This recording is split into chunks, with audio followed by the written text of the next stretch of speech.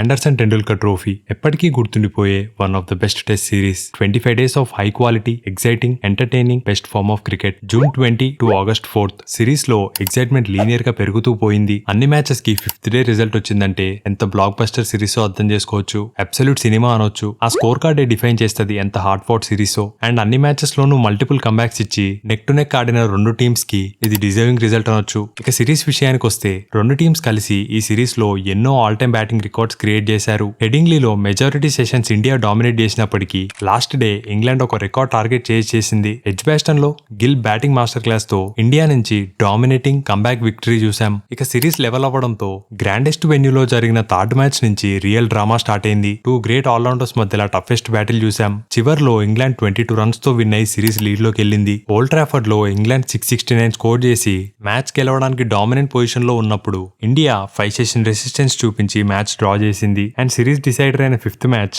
Bowling లో India 2 innings లోనూ great comeback ఇచ్చి విన్ అయింది. ఒక కంప్లీట్ టీమ్ ఎఫర్ట్ తో సిరీస్ ని డ్రా చేసింది ఇండియా. అండ్ ఈ బ్లాక్ బస్టర్ సిరీస్ తో స్టార్ట్ అయింది శుభ్మన్ గిల్ ఎరా.